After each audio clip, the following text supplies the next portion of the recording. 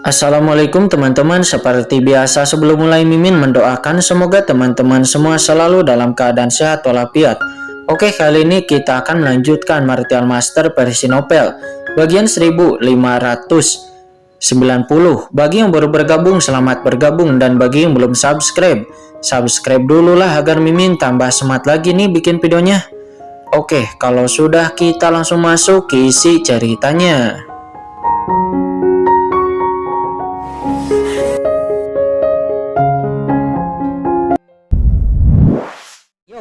Yang itu mengandalkan metode pergerakan ini untuk dapat bertahan begitu lama di bawah kejaran para master setengah langkah transenden sebelumnya.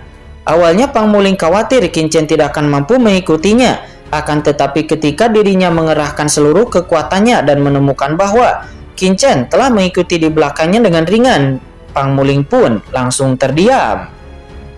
Dari segi kekuatan dirinya tidak sekuat Qin Chen, namun dirinya berpikir dia akan memenangkan permainan kecepatan dengan keterampilan fisiknya, akan tetapi dirinya juga tetap dikalahkan. Hal itu membuat Pang Muling berpikir, sebenarnya pelayan seperti apa yang telah dirinya temukan sebelumnya. Yang lebih menyedihkan lagi adalah Dewi Linglong. Dalam hal kekuatan, dia seharusnya menjadi yang terlemah di antara ketiganya. Pada saat ini dia mencoba yang terbaik untuk menghisap, akan tetapi dia masih tidak bisa mengimbangi Qin Chen. Dewi Linglong benar-benar kesusahan untuk mengimbangi kecepatan Qin Chen. Kecepatan ini terlalu lambat, kata Qin Chen. Qin Chen terdiam. Dirinya lalu melirik Dewi Linglong di belakangnya dan Pang Muling yang memimpin jalan di depannya. Qin Chen hanya menggunakan kurang dari setengah kekuatan bertarung dengan kecepatannya, dan ini menjadi sangat lamban. Qin Chen berhenti sedikit, dan di saat Dewi Linglong menyusulnya, Qin Chen langsung saja meraih pinggang Dewi Linglong dengan lembut. Dewi Linglong dengan cepat diangkat oleh Qin Chen. Dewi Linglong terkejut sebelum dia menyadari apa yang ingin dilakukan Qin Chen. Dirinya sudah digendong di bawah tangan Qin Chen seperti dibawa. Pang Muling mendengar suara di belakangnya dan Pang Muling pun berbalik ke belakang. Dirinya langsung merasakan sebuah tan besar tiba-tiba langsung memeluknya dengan erat, dan itu adalah Qin Chen. Apa yang sedang kamu lakukan? Kata Pang Muling. Dia buru-buru berseru sambil menempelkan wajahnya kepada dada Qin Chen. Segera napas seorang pria kuat yang cepat mengalir ke rongga hidungnya, membuat seluruh tubuhnya terasa lemas. Kamu terlalu lambat. Sekarang kamu menunjuk ke arahnya dan aku akan mengantarmu ke sana, kata Qin Chen. Qin Chen berkata dengan dingin, matanya tajam dan jernih. Seketika saja wajah Pang Muling memerah mengetahui bahwa dia telah salah paham. Dia lalu mengangkat kepalanya dan melirik ke arah Qin Chen. Dari sudut pandangnya dia hanya bisa melihat wajah keras Qin Chen seperti pisau dan telinganya merasa seperti mati rasa. Dia lalu dengan cepat hanya bisa menunjuk ke arah jalan yang benar. Suara melesat, sosok Qin Chen pun bergoyang dan seluruh tubuhnya seperti aliran cahaya hitam, dikelilingi oleh kekuatan spasial yang tak terhitung jumlahnya dan menghilang ke langit dalam sekejap. Sangat cepat. Pang Muling dan Dewi Linglong yang dipegang oleh Qin Chen langsung merasa ngeri. Kekuatan kekerasan luar angkasa melewati telinga mereka berdua dan mengenai wajah mereka dengan efek pemotongan yang kuat. Jika mereka tidak lemah dalam kultivasi dan menggunakan kekuatan aslinya untuk mencegah terputusnya kekuatan ruang, angin kencang itu saja yang lewat dari kedua sisi mungkin akan bisa melukai mereka. Kedua orang itu yang belum pernah saling kenal sebelumnya mau tidak mau saling memandang di depan Qin Chen saat ini. Keduanya menunjukkan keterkejutan yang tak ada habisnya. Pada saat ini mereka benar-benar memahami betapa menakutkannya Qin Chen. Dalam hal kecepatan, Qin Chen lebih unggul dari mereka. Tidak heran para master setengah langkah transenden sebelumnya dari keluarga Tuoba tidak dapat bertahan lebih lama di bawah serangan Qin Chen. Kekuatan Qin Chen ini sepenuhnya di atas mereka dan di luar kekuatan mereka. Pang Muling mau tidak mau merasakan sedikit kegembiraan di hatinya. Mungkin Qin Chen benar-benar bisa menyelamatkan Mo Lao, gumam Pang Muling. Pergi ke depan, pergi ke kiri.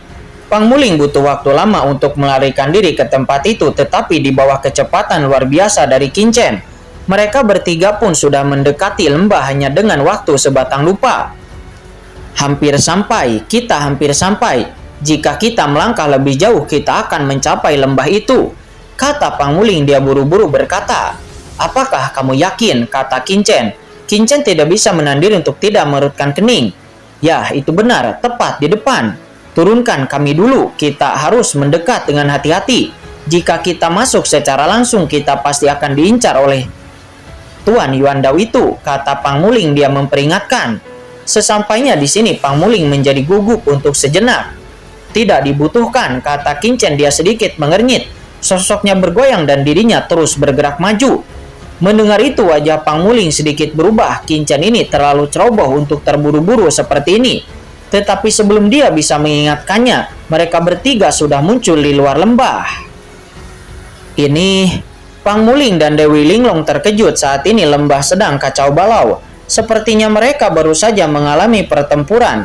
Namun tidak ada jejak Dewa Yuandao dan juga yang lainnya. Hanya di lembah saja ada beberapa pria kuat yang sepertinya sedang mencari sesuatu.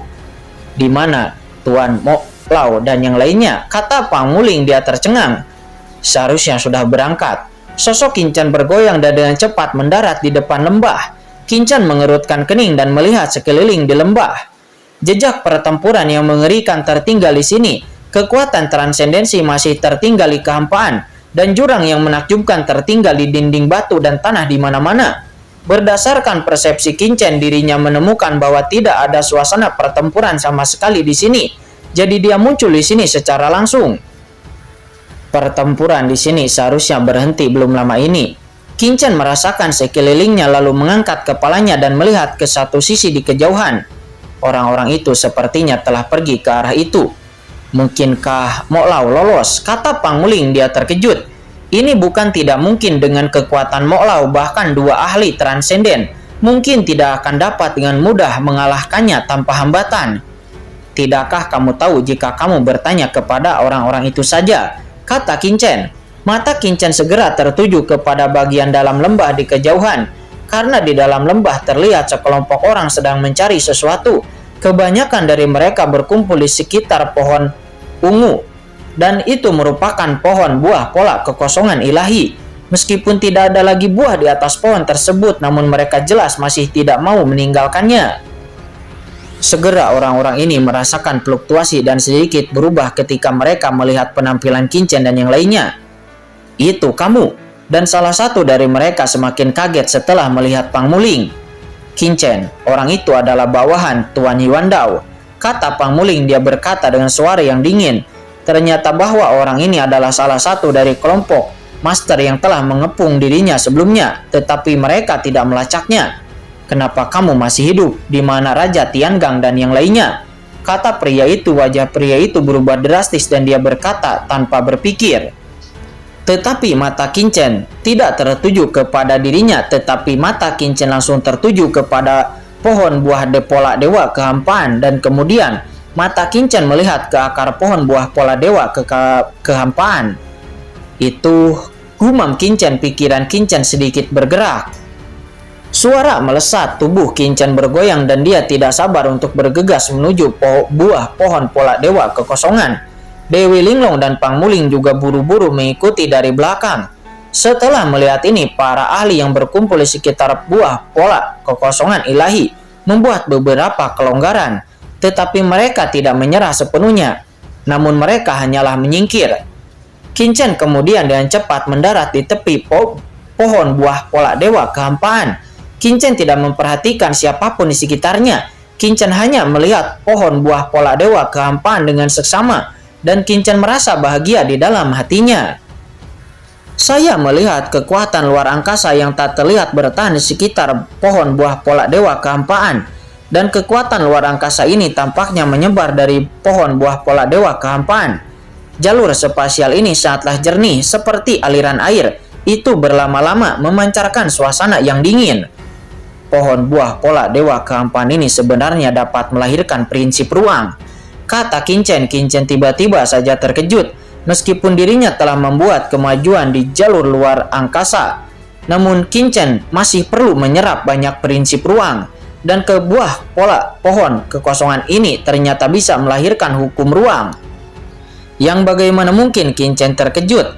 Karena jika Anda dapat menggali pohon buah pola dewa ini di dalam dan lalu dimasukkan ke dalam dunia kacau, akankah Anda dapat memahami prinsip-prinsip ruang ini kapan saja dan di mana saja? Memikirkan hal ini, Qin Chen hampir tidak ragu-ragu dan langsung menuju ke pohon buah pola dewa kekosongan untuk langsung mengambilnya. Tuan muda, hati-hati. Setelah melihat tindakan Qin Chen, Dewi Linglong langsung terkejut dan berkata dengan tergesa-gesa, jalur luar angkasa di sebuah pohon buah dewa kekosongan sangat menakutkan. Bahkan praktisi di ranah transenden tidak dapat mendekatinya dengan mudah. Jika Anda berani mengambil pohon buah pola dewa kekosongan ini, maka pohon itu akan menyerang Anda balik. Kata Dewi Linglong melihat Qin Chen meraih pohon buah pola dewa kekosongan seperti itu. Dewi Linglong dan Pang Muling terkejut. Ini adalah metode perlindungan diri dari pohon buah pola dewa kekosongan. Semua bahan alami dan harta langka memiliki sarana untuk bertahan hidup. Metode pohon buah pola dewa kekosongan ini itu adalah selama proses pembuatan buah pola ruang yang menakutkan akan terjadi dilahirkan untuk mencegah semua orang kuat mendekat. Hanya ketika buah itu matang, pola ruang akan hilang. Tetapi setelah buah itu dipetik, maka pola ruang akan muncul kembali. Pada saat ini tidak ada yang bisa mendekati pohon buah pola dewa kekosongan jika tidak mereka akan terluka parah. Hal itulah sebabnya membuat Pang Muling dan Dewi Linglong merasa sangat gugup. Namun tidak hanya mereka, tetapi master lain yang telah berkumpul di sini sebelumnya juga mencibir secara diam-diam. Tidakkah mereka tahu betapa berharganya pohon buah pola dewa kekosongan? Alasan mengapa tidak ada yang mengambil tindakan terhadap pohon buah dewa kekosongan adalah karena mereka tidak berani mengambil tindakan. Namun sekarang mereka melihat Qin Chen mengangkat tangannya untuk meraih buah pola dewa pohon kekosongan. Semua orang pun hanya bisa mencibir dan boom. Namun saat berikutnya ekspresi semua orang berubah karena ketika tangan besar Qin Chen diulurkan dan memasuki tanda dao spasial, alih-alih menyerang Qin Chen dan mencabik-cabik seluruh tubuh Qin Chen. Kekuatan ruang spasial ini malah itu seperti beriak seperti air tanpa menyebabkan kerusakan sedikit pun kepada Qin Chen. Bagaimana ini mungkin? Semua orang pun tercengang. Semua orang di antara mereka tahu bahwa betapa menakutkannya tanda dao spesial ini. Dengan kultivasi orang-orang ini, siapapun yang berani mendekat akan dicekik dalam sekejap. Tetapi Qin Chen itu benar-benar. Mungkinkah dapat dikatakan bahwa anak ini memiliki harta karun terbaik yang dapat memblokir serangan pola ruang dao ini? Ya, itu pasti begitu. Dalam sekejap, gagasan-gagasan seperti itu muncul di benak semua orang dan mata mereka semua memancarkan cahaya yang menyala-nyala. Ini ruang yang aku kendalikan di ngarai luar angkasa sebelumnya. Prinsip pengendalian spasialnya memang memiliki garis keturunan yang sama dengan prinsip spasial pada pohon buah dewa kekosongan ini, kata Qin Chen. Merasakan hukum ruang yang mengalir di sekelilingnya, Qin Chen sangat gembira. Terlepas dari keheranan semua orang, harta karun seperti itu langsung muncul di tangan Qin Chen dan kemudian Qin Chen menyekopnya di bawah pohon. Segera semua orang pun hanya dapat melihat bahwa sebuah lubang telah digali di sekitar pohon buah pola dewa kekosongan tersebut. Semua orang yang melihat adegan ini, mereka semua hanya bisa tercengang. Mengapa anak ini melakukannya? Melihat posturnya, apakah dia ingin menggali buah pola dewa kekosongan ini? Bahkan, mereka semua saat ini benar-benar terkejut dan tidak pernah menyangka. Namun pemikiran mereka benar karena saat ini Qin Chen ingin mengambil buah pohon pola dewa kekosongan ini. Orang ini, semua orang tidak bisa menahan diri untuk tidak bisa berkata-kata. Saya tidak pernah berpikir ada orang seperti itu di dunia ini, bahkan tidak melepaskan pohon buah dewa kekosongan. Ya benar, alasan mengapa ada buah pola dewa kekosongan di tempat rasa ini. Sebagai imbalannya itu adalah karena lingkungan tempat ini istimewa dan berisi ruang khusus. Namun setelah pohon buah dewa kekosongan ditempatkan ke tempat lain, maka buah ini juga pohonnya tidak akan bisa bertahan hidup. Siapa orang ini? Mengapa dia bersama dengan nona muda Pang Muling dari rumah Anyun? Dan sebelumnya Pang Muling ini juga berselisih dengan keluarga Tuoba. Dan pada saat ini juga ada wanita lain yang tampaknya menjadi Dewi Linglong dari sekte Linglong. Bagaimana dia juga bisa berada di sini? Yah, itu benar-benar dia. Saat ini banyak orang di sekitar berdiskusi. Pada saat ini mereka memandang dengan hati-hati Qin dan diam-diam terkejut. Boom, pada saat semua orang mendiskusikannya dan menebak-nebak, tiba-tiba ruang yang mengerikan dari ruang yang mengerikan keluar dari pohon buah pola dewa kekosongan. Semua orang segera bergegas melihatnya dan segera melihat bahwa di bawah buah pola dewa kekosongan pohon, nampak itu digali oleh Qin. Namun pada saat ini ada sebuah pena spasial di bawah pohon tersebut. Itu benar-benar pena spasial. Ada pena spasial di bawah pohon pola dewa kekosongan ini. Gumam seseorang, nampak mereka semua terkejut. Pada saat ini Qin juga menemukan pena spasial ini. Qin telah menggali beberapa kali dan ruang yang lebih kuat tersebar dan ruang angkasa yang sangat besar disajikan dan jelas di depan mata semua orang. Pena spasial ini itu adalah harta karun teratas di lautan alam semesta. Itu mirip dengan pena spiritual di alam semesta awal. Kadang-kadang bahkan dapat menyebabkan konflik antara kekuatan-kekuatan teratas. Bahkan orang-orang berkonflik dengan gila demi mendapatkan pena spasial ini. Pada saat ini dalam sekejap, napas-napas yang cepat yang tak terhitung jumlahnya segera terdengar di seluruh tempat. Ketika semua orang terkejut, Qin juga mengerti pada saat ini mengapa lembah ini dapat membesarkan pohon buah pola dewa kekosongan. Faktanya ketika Qin datang ke sini sebelumnya, dia merasa ada beberapa tempat khusus di bawah pohon buah pola dewa kekosongan ini. Dan ada perasaan kuat yang menariknya dari bawah pohon buah dewa kekosongan. Dan pada saat ini Qin langsung memahaminya. Ternyata benar-benar ada harta karun di bawah pohon pola dewa kekosongan. Harta karun ruang penuh ini, gumam Qin, jika harta karun ruang ini dapat ditempatkan di dunia kacau, maka itu pasti akan membawa transformasi besar ke dalam dunia kacau Qin. Masukkan ke dalam dunia kacau, kata Qin. Qin langsung saja membuat keputusan dan langsung saja memasuki pena suci spasial ini dimasukkan ke dalam dunia kacau. Ketika pena suci spasial ini memasuki dunia kacau segera membuat suara berdengung dan banjir gurun, dan semua orang di dalam dunia kacau langsung saja merasakan bahwa ada pena spasial yang memasuki dunia kacau. Nah Qin, apa ini? Kata leluhur naga Hong Huang. Leluhur naga Huang bangkit dari langit dan langsung menyaksikan ruang angkasa besar yang jatuh dari langit. Di mata mereka kemudian ada sebuah dinding batas di dunia kacau yang terus muncul dengan retakan. Tidak baik, napas yang terkandung pada pena spasial ini terlalu kuat dan dunia kacau tidak dapat menahannya sama sekali. Kata Qin melihat adegan ini, wajah Qin pun berubah tajam. Inilah yang tidak dipertimbangkan oleh Qin. Tuan muda, pena spasial ini tidak dapat dimasukkan ke dalam harta karun ruang angkasa. Suasana ruang di dalamnya itu akan terpengaruh dan akan meledak langsung, akan membentuk ledakan ruang yang mengerikan. Kata Dewi Linglong. Pada saat ini Dewi Linglong tergesa-gesa berseru kepada Qin, wajahnya pucat. Dia benar-benar ingin mengingatkan Qin sebelumnya, akan tetapi dirinya tidak pernah berharap bahwa tindakan Qin terlalu cepat.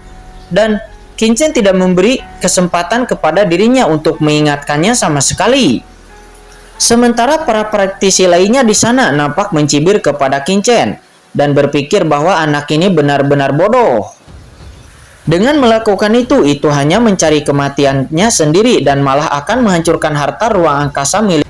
Namun kemudian Qin langsung saja mengeluarkan pagoda Guyu, dan setelah pagoda Guyu dikeluarkan, dunia kacau pun stabil untuk sejenak. Selain itu dunia kacau dengan samar menyerap kekuatan ruang pada pena spasial. Apakah ini kekuatan batas kota? Kata Qin, dirinya terkejut. Tidak, ini bukan kekuatan manik batas kota, tetapi kekuatan ayah yang terkandung di dalam manik batas kota, kata Qin. Segera mata Qin mengental dan dia dapat melihat lebih banyak. Dunia kekacauan awalnya dibentuk oleh kombinasi dari manik-manik batas kota, dan manik-manik batas kota itu sebenarnya diperoleh oleh ayahnya dan memiliki efek ajaib. Setelah merasakan napas yang ditinggalkan oleh ayahnya di dalam dunia kekacauan, pena spasial yang masih kejam sebelumnya saat ini distabilkan sejenak.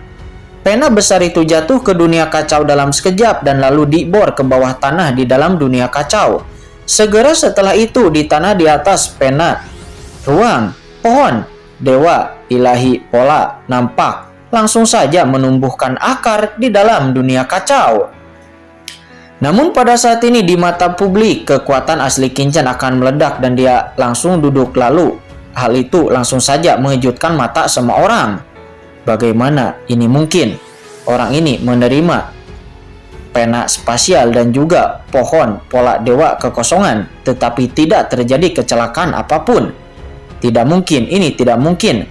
Pena luar angkasa itu berisi jalan luar angkasa tingkat atas, harta karun ruang biasa tidak akan dapat menanggung kekuatan ruang dewa sama sekali. Kecuali itu adalah harta karun ruang tingkat atas. Apakah itu adalah harta karun ruang kelas super? Untuk sesaat semua orang saat ini menatap Qin-Chen secara instan. Setidaknya itu adalah harta karun dari harta karun ruang yang tingkat atas. Namun di saat itu, seorang praktisi bawahan Tuan Yuandao yang sebelumnya ditempatkan di sini pada saat ini langsung saja mengeluarkan api warna-warni. Itu adalah api vortex batu pasir hitam dan putih.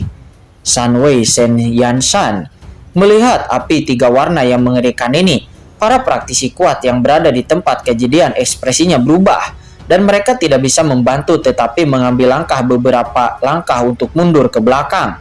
Senjata ajaib ini itu adalah senjata ajaib yang terkenal di domain Shisansing Selatan dan bahkan itu telah melampaui kategori penguasaan setengah langkah transenden. Tidak heran Tuan Yuandao akan mengirim orang ini untuk tetap tinggal di sini. Ternyata ada harta karun seperti itu di tangannya. Segera praktisi bawahan Tuan Yuandao itu pun langsung melancarkan serangannya kepada Qin-Chen. Tes.